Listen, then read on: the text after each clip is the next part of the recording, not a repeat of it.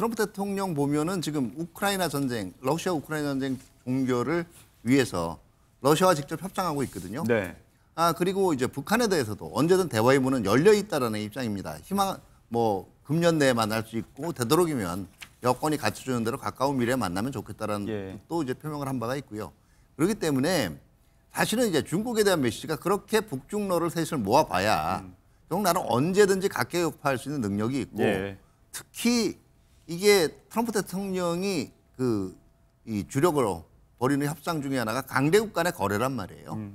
뭐 러시아하고도 얼마든지 거래할 여지가 있고 그렇게 되면 그렇게 삼자 연대 구성해봐야 결국 별 효과 없을 거다. 지금 이런 메시지도 던진다라고 봐요. 여유와 자신감의 발로다. 그러니까 사실 이제 이 전승절 기념식 열병식을 앞두고 미국 측에서는 일본 쪽에 여태까지는 배치하지 않았던 타이폰 중거리 미사일 시스템을 또 배치하기로 했고 또 드론이라든지 무인기 시스템도 계속해서 운용을 하고 그 기한도 연장을 하겠다고 밝혔습니다. 이 부분이 또 중국을 자극할 수도 있는데 전승절 열병식을 기점으로 해서 양국 간의 지금 군비 경쟁이 또 심화되는 것 같거든요. 이호령 위원님께 여쭤보겠습니다. 어떻게 전망하십니까? 네, 보면은 이제 미군이 곧 있으면 이제 국방 전략서를 곧 발간을 할 예정인데요. 그 발간과 관련돼서 보면 임시 국방 전략서와 관련된 지침을 3월에 발표를 했고 또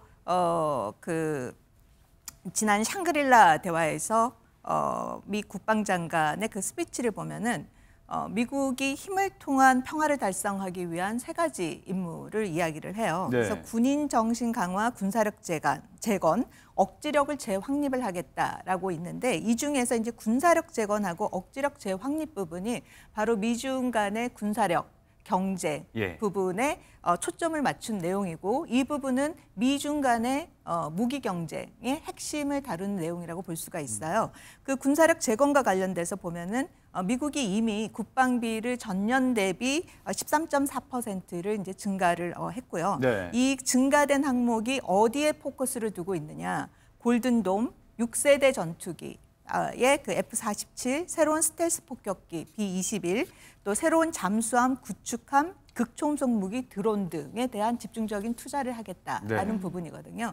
그러니까 앞서서 우리가 중국의 극초음속 탄도미사일 부분이 우리가 주목해서 봐야 된다. 둥펑 17 부분을 이야기를 했는데 이거와 관련돼서는 결국에는 대만이 2027년에 중국이 대만을 공격할 가능성에 대한 그 시나리오에 대해서 지금 미중 간에 굉장히 군비 경쟁이 심화되고 있지 않습니까? 이 부분과 관련된 어떻게 보면 미국이 개입하는 거를 차단시키기 위한 부분의 주요 무기 중에 하나가 바로 둥펑 17이라고 볼 수가 있는데요. 공교롭게도 미국은 이거를 7월에 호주에서 이거에 상쇄하는 걸로 다크이글이라는 최신의 극초음속 미사일을 또 시험 발사에 성공을 했고 이거를 또 호주에 배치를 했어요. 이거는 또 대만 부분에 있어서의 중국이 일도련선을 넘어서는 거를 상쇄화시키는 그런 전략이라고 볼 수가 있는 거죠. 이처럼 굉장히 무기 경쟁 측면에서 올해 미국이 보이고 있는 거와 또 중국이 지금 이번 열병식을 통해서 보여주고 있는 신무기 체계와의 그러한 경쟁 구도를 잘 볼 수 있는 대목이 아닐까라는 생각이 듭니다. 차 부원장님 부연 설명하실 거 있습니다. 이게 일종의 보면 군사력 보여주는 거에서 장군 멍군이라고 할 수가 있어요. 제가 조금 전에 반접근 지역 거부 전략 말씀을 드렸죠. 미군을 원정군으로 만들어서 필요를 강요해야 되니까 아예 중요한 지역에 접근하기 이전에 먼저 공격할 수 있는 능력을 갖추는 거예요. 거점에 그럼 미국 같은 경우에는 어떻게 해야 될까요? 미 본토에서 하게 되면 이게 세계대전이 되겠죠. 그러니까 이 반접근 지역 거부 전략을 무력화시킬 수 있는 무기들, 그거는 아시아 태평양 지역에는 동맹국들이라든가 그다음에 이제 이 항모라든가 이런 데서 발사할 수 있는 전력들을 발전을 시키는 거거든요. 그러다 보니까 중거리 미사일 전력이 굉장히 중요해지는 거예요. 그런데 사실 1987년에 지금은 러시아죠. 미국 소련 간의 중거리 핵전력 조약이 이게 체결이 되면서 미국 같은 경우에 중거리 미사일들의 상당부를 폐기를 하고 신형을 개발하지 않았어요. 그런데 이제 이게 트럼프 1기 행정부 때 미국이 그 당시에 냉전 당시에는 중국은 여기 참여하지 않았다라는 이유로 IMF를 탈퇴를 했거든요.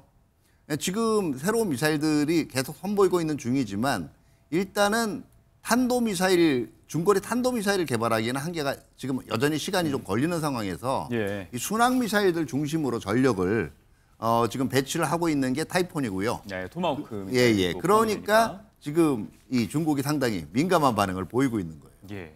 지금 보여지고 있는 무기들이 지금 하나씩 선보이는 것 같습니다. 중국판 유경 미사일 HQ-29 공개돼 있다라는 얘기도 나와 있고요.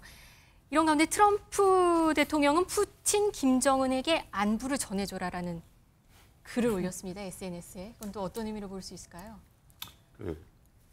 일단은 뭐 지금 부분에 있어서의 어떻게 보면 반대급부에 지금 속내는 좀 많이 복잡할 거라는 생각이 예. 듭니다. 그러니까 지금 부분에서의 계속 지금 우리 대통령께서 방미했을 때도 나랑 프레지던트 시랑은 친하다는 말을 했기 때문에 그다음에 그렇기 때문에 그런 속내가 왜 붙였냐면 사실 트럼프 대통령이 푸틴 대통령한테 지금 이제 여러 가지 지금 우크라이나 전쟁 부분에 그 시한이 9월 1일인데 9월 1일 날 지금 천진에 가서 상협력기구를 갔다는 거죠. 네. 그러니까 완전히 지금 말도 안 통하는 것들이죠. 그래서 이제 그런 식의 표현을 했다라는 생각이 들고 네. 사실 이런 부분에서 지금 우리가 지금 열병식을 보고 있지만 네. 이후에 지금 이제 북중로 그러니까 관전 포인트 하나가 이제 회의를 할 것이냐 말 것이냐라는 부분들, 예. 북중로 정상의 부분들 있을 것이고, 그다음에 북중 관계가 소원했던 북중 관계가 어떤 식으로 전환의 터닝 포인트가 만들어질 것인지 네. 이런 것들이 아마 트럼프 대통령한테는 또 관심 있게 지켜봐야 될 것이다. 뭐 SNS는 저렇게 표현했지만 예. 조금 많이 복잡할 것이다라고 보여집니다. 이 발언이 이제 지금 열병식이 열리는 시점에 트럼프 대통령 특유의 화법으로 짤막하게 전해온 맞습니다. 입장이었고 네. 이전에는 북중러 구도가 좀 심화될 수 있다는 우려에 대해서 신경을 크게 쓰지 않는다고 말하면서도 이제 푸틴 대통령에게 실망했다라는 이야기는 전해왔거든요. 최두영 부원장님, 이 발언은 좀 일종의 경고성 발언으로 저희가 읽어야 될까요? 경고성도 있고 뭐 그렇게 뭉쳐봐야 결국 미국의 그 대항하는 전선을 형성할 수 없을 거다라고 얘기한 거예요. 예. 무슨 얘기냐면 트럼프 대통령 보면은 지금 러시아 우크라이나 전쟁 종결을 위해서 러시아와 직접 협상하고 있거든요. 네. 그리고 이제 북한에 대해서도 언제든 대화의 문은 열려 있다라는 입장입니다. 금년 내에 만날 수 있고 되도록이면 여건이 갖춰주는 대로 가까운 미래에 만나면 좋겠다라는 예. 또 이제 표명을 한 바가 있고요. 그렇기 때문에 사실은 이제 중국에 대한 메시지가 그렇게 북중러를 셋을 모아봐야 결국 나는 언제든지 각계격파할 수 있는 능력이 있고 예. 특히 이게 트럼프 대통령이 이 주력으로 벌이는 협상 중에 하나가 강대국 간의 거래란 말이에요. 뭐 러시아하고도 얼마든지 거래할 여지가 있고 그렇게 예. 되면 그렇게 삼자 연대 구성해봐야 네. 결국 별 효과 없을 거다. 지금 이런 메시지도 던진다라고 여유와 봐야겠죠. 자신감의 발로다. 개발도상국 정상들도 이번에 왔잖아요. 이번에. 그렇게 해서 중심으로 중국이 반미국 연대를 보여주는 그런 의미도 갖는다라고 해석을 할 수도 있을 것 같거든요. 그 부분은 어떻게? 근데 실질적으로 미국 언론들도 지금 이번 그 전승절이 결국 이 중국이 반미국 연대의 중심에 서겠다는 그래서 예. 반미국 연대를 총결집하는 계기가 되지 않을까를 얘기를 하고 있고. 미국 일극 체제를 넘어선 새로운 국제 그렇죠. 질서를 예. 거기에 구축하는데 내가 맏형이 되겠다. 그렇죠. 이렇게 상하이 보이는- 협력기구 정상회의에서 네. 나온 메시지도 그랬고요. 근데 네. 과연 그게 그렇게 사실은 속내들이 다 달라요. 오늘 지금 가장 중요한 그 웨빈으로 참석을 했지만 러시아의 푸틴 대통령이 오히려 지금 주장하는 건 다 극화 질서입니다. 예. 그러니까 뭐 미국만 이렇게 대립하는 체제가 아니라 그거는 러시아가 결코 동의한 적이 없는 체제라는 네. 거예요. 다극화 질서고 그리고 이번에 그 미국과의 이 관세 전쟁 때문에 전례 없이 강한 발언을 하기는 했지만 인도의 그리고 이제 총리도. 상하이 협력기구 정상회의에도 참석을 했을 거예요. 네. 인도의 모디 총리 역시 그동안의 행보를 보면 여전히 뭐 이렇다고 해서 갑자기 중국 쪽으로 편향될 그렇죠. 가능성이 그렇게 많지는 않아요. 오늘 그동안 열병식은 상당히 오지도 않았고요. 예, 오히려 중국하고 러시아의 공을 인도의 공을 들였지만 네. 그 아주 절묘한 입장을 계속 취해왔거든요. 예. 그런 면에서 지금 중국으로서는 그 스스로가 반미국 연대, 그러니까 어떻게 보면 지금 얘기한 것들 예. 세계가 지금 전쟁의 위험성에 있고 평화를 지켜나가야 네. 이거는 무슨 얘기예요? 지금 전쟁을 촉발하는 게 바로 트럼프 행정부고 그다음에 그 반대에서 예. 그 평화를 이끌어가는 중심 세력이 되는 게 중국이겠다는 메시지를 던지고 싶은 네. 건데요. 참가하는 지금 그 국가들 간의 사실은 이익하고 계산 속이 다 틀리기 때문에 네. 꼭 그대로 되리라고 보기는 힘들죠. 네. 신흥국의 맹주. 네, 말씀하시죠. 이번에 아시아 협력 기구 할 때 사진 한 장을 보셨을 겁니다.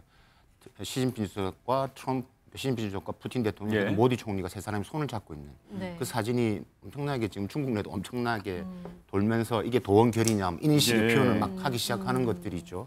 그래서 사실 저는 이번에 이 SCO 정상회의의 가장 포인트를 인도 모디 총리에 둘러싸고 이루어지는 것들을 예. 저는 관심을 많이 가진 편인데 일단은 뭐 그런 부분에서의 인도는 뭐 중립외교 출타기로 했는데 이제 우리가 이제 그런 부분에서 좀 이제 어떤 것이 이제 중립외교인지 이제 볼 수 있었던 장면이었던 것 같고 예. 특히 그러니까 지금 이제 트럼프 대통령에 대한 특히 이번에 아시아 협력 기구의 부분에서의 메시지는 저는 명확하다고 봅니다. 미국 중심의 이런 모델에서 예. 새롭게 러시아와 협력을 해서 새로운 방향을 만들겠다. 이번에 중국 러시아 정상회담에서 이런 메시지가 나왔거든요. 그러니까 네. 유럽 대서양 모델을 대체할 새로운 유라시아 안보 시스템을 만들자는 있기 예. 때문에 이게 결코 이제 뭐 미국 특히 트럼프 대통령 자시하지 않겠다는 부분들이고 앞으로 예. 이게 우리 한반도에 다가오는 변화가 저는 결코 녹록치 않다라고 보여집니다.